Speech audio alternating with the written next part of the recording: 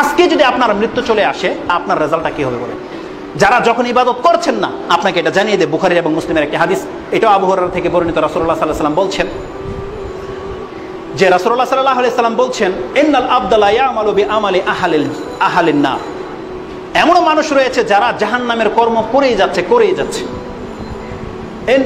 ইন্নাহু লামিন আহলিল জান্নাহ, অথচ সেই লোকটি জান্নাতি। একটা লোক জাহান্নামের কাজ করেই যাচ্ছে, রাসূল সাল্লাল্লাহু আলাইহি ওয়াসাল্লাম বলছেন অথচ লোকটি জান্নাতি। ওয়া ইন্নাল আবদা লা ইয়ামালু বিআমালি আহলিন নার, অথচ একটা লোক জাহান্নামের কাজ করে যাচ্ছে, জান্নাতের কাজ করে যাচ্ছে। লা ইয়ামালু বিআমালি আহলিল জান্নাহ ইন্নাহু লামিন আহলিন নার, অথচ লোকটি জাহান্নামী। কারণ কিভাবে ফয়সালা হবে? রাসূল সাল্লাল্লাহু আলাইহি ওয়াসাল্লাম বলছেন ওয়া ইন্নাল আমালু বিল খাওয়াতিম, কারণ আমল হচ্ছে সেটি যা তার সর্বশেষ তার পক্ষ থেকে পাওয়া যাবে। তাহলে আল্লাহ সুবহানাহু ওয়া তাআলা আপনাকে ঈমান দিয়েছে, এখন ফজরের আযান হয়েছে, আপনি ঘুমে, ওই মুহূর্তে যদি আপনার মৃত্যু চলে আসে, তাহলে আপনাকে বেঈমান অবস্থা আল্লাহর কাছে উঠতে হবে। আপনি আল্লাহ না করুক এমন একটি জায়গায় আপনার মৃত্যু এসেছে যে আপনি কোনো মহিলার সাথে নাজায়েজ সম্পর্ক রেখেছেন, তার সাথে মিট করার জন্য তার কক্ষে গিয়েছেন, ওই মুহূর্তে যদি আপনার মৃত্যু চলে আসে, তাহলে আপনি আল্লাহর নাফরমান বান্দা হিসেবে কাল কিয়ামতের মাঠে উঠবেন। আপনি এমন সময় যদি আপনার মৃত্যু চলে আসে যে আপনি যানবাহনে কোথাও যাচ্ছেন, অথচ আপনার কানে হেডফোন লাগে, আপনি গান শুনছেন, মিউজিক শুনছেন, বা আপনি ফেসবুকে কোনো নোংরা মহিলার সাথে স্ট্যাটাস করছেন, চ্যাট করছেন, তাহলে আপনি জেনে নেন ওই মুহূর্তে যদি আপনার মৃত্যু চলে আসে, আপনি চিন্তা করে দেখেন আল্লাহ আপনার সাথে কি বিহেভ করবে বলে। অথচ রাসূল সাল্লাল্লাহু আলাইহি ওয়াসাল্লাম বলছেন ইন্নামাল আমালু বিল খাওয়াতিম, মানুষের সর্বশেষ আমলের উপরে নির্ভর করবে তার জান্নাত না জাহান্নাম। আজকে যারা অধিকাংশ আমাদের যাদের মুরব্বীদের দাড়ি সাদা হয়ে গেছে, আমি যে জিনিসে সবচেয়ে বেশি ভয় পাই যে আমাদের দ্বীনি ভাইদের মাঝে কারো দ্বারা এত সে ইবাদত করে, এত নফল সিয়াম রাখে বা নামাজ আদায় করে, কিন্তু তার দ্বারা দেখা যায় এই পাপগুলো ঘটে যাচ্ছে। তখন দুঃখ হয়, ভয় হয় যে আল্লাহ না করুক এরকম ফিতনায় যদি আমাদের কেউ আল্লাহ ফেলে দেয়। একটা লোক 60 বছর ইবাদত করে যদি সে জাহান্নামী হয়, এর চেয়ে বড় ফিতনার কি হতে পারে বলেন? এই জন্য আল্লাহ সুবহানাহু ওয়া তাআলার কাছে আমাদেরকে তৌফিক চাইতে হবে, যে রাসূল সাল্লাল্লাহু আলাইহি ওয়াসাল্লাম আমাদেরকে যে শিক্ষা দিয়েছে, তুমি আল্লাহর কাছে চাও, আল্লাহুম্মা ইন্নী আসআলুকা, যে আল্লাহ সুবহানাহু ওয়া তাআলার কাছে চাইতে বলেছে যে আল্লাহুম্মা, যে আমি আপনাকে আল্লাহুম্মা আইন্নী আলা যিকরিকা ওয়া শুকরিকা ওয়া হুসনি ইবাদাতিকা, হে আল্লাহ তুমি আমাকে শক্তি সামর্থ্য দান করো যাতে আমি তোমার শুকরিয়া আদায় করতে পারি, যাতে আমি তোমার ইবাদত উত্তম ইবাদতকারী হতে পারি এবং আমি তোমাকে স্মরণ করা ব্যক্তি হতে পারি। আল্লাহ তুমি আমাকে সেই তৌফিক দান করো, কারণ আল্লাহ সুবহানাহু ওয়া তাআলা তৌফিক ছাড়া এটা কারো দ্বারা হবে না। এই জন্য আপনি যারা ইবাদত করছেন তারা চিন্তা করে দেখুন, রমজান মাসে আপনি 5 ওয়াক্ত সালাত আদায় করেছেন, উপরন্তু আপনি কিয়ামুল লাইলও করেছেন, কিন্তু আজকে ঈদের পর থেকে আপনার রেজাল্টটা দেখেন তো, আপনি নিজেই দেখেন আপনি কি করেছেন। অনেকের হয়তো 5 ওয়াক্ত নামাজ ঠিক নেই, অনেকে হয়তো 5 ওয়াক্ত সালাত আদায় করেছেন কিন্তু সেই কিয়ামুল লাইল ছুটে গেছে, কেউ অনেকে বেতর আদায় করেন না, হয়তো কেউ সুন্নত নফলগুলোকে আপনি তাওয়াক্কা করছেন না। অথচ আল্লাহ সুবহানাহু ওয়া তাআলা বলছেন আস-সাবিকুন উলাইকাল মুকাররাবুন, যারা ইবাদতের মাধ্যমে আগে বেড়ে যাচ্ছে এরাই হলো সেই সমস্ত ব্যক্তি যারা আমার নিকটবর্তী বান্দা। আর আল্লাহ সুবহানাহু ওয়া তাআলা বলছেন আমার নিকটবর্তী বান্দা হওয়ার জন্য, সাবিকুনদের অন্তর্ভুক্ত হওয়ার জন্য আল্লাহ যে মাপকাঠি রেখেছে তা একটা হাদিস পড়লে আপনি পুরোপুরিভাবে পেয়ে যাচ্ছেন। সেই হাদিসটি বুখারীতে রয়েছে, কিতাবুর রিকাক 81 নম্বর অধ্যায়ের 38 নম্বর পরিচ্ছেদে 6021, যা আগেও আপনাকে আমি হাদিসটি শুনিয়েছি। আবু হুরায়রা তার বর্ণনাকারী, তিনি বলছেন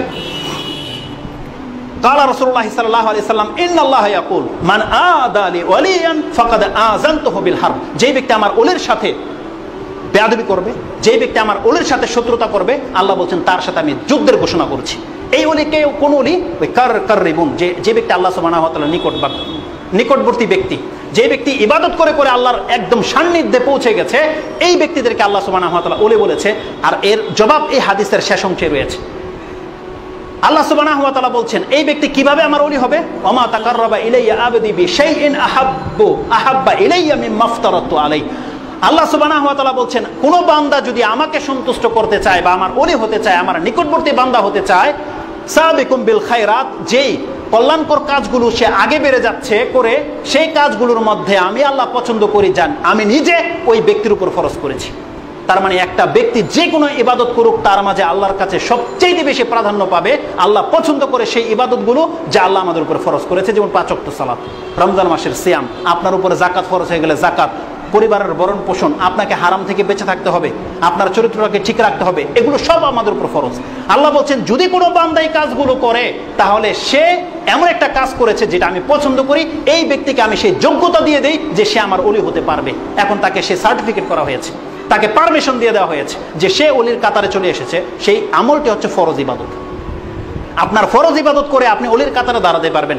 এখন ওলির কাতার ধরে লম্বা 70,000 লোক রয়েছে, কিন্তু আল্লাহর নিকটবর্তী কে? আল্লাহ বলছে ওমা ইয়াজালু আবদি, আমার ওলি হয়ে যাওয়ার পরেও কোন বান্দা যদি ক্ষান্ত না হয়, ওমা ইয়াজালু আবদি, সে কি করে ক্ষান্ত হয়নি, আরো চেষ্টা করছে, বিন নওয়াফিল, ওমা ইয়াজালু আবদি ইয়াতাকাররাবা ইলাইয়া বিন নওয়াফিল, আমার বান্দা ওলি হয়ে যাওয়ার পরেও আমার আরো নিকটে আসতে চাচ্ছে কিসের মাধ্যমে, বিন নওয়াফিল, নফল ইবাদতের মাধ্যমে, হাত্তা উহিব্বু, আল্লাহ বলছেন যদি সে কাজগুলো করতে থাকে আমি তাকে ভালোবাসি, তখন তাকে আল্লাহ সুবহানাহু ওয়া তাআলা ভালোবাসতে লাগে। তারপর আল্লাহ তাকে ভালোবাসলে কি অ্যান্সার হয়, কি রেজাল্ট হয়, এর পরের অংশগুলো আপনি পড়ে নেবেন, আপনার জন্য ছেড়ে দেওয়া হলো।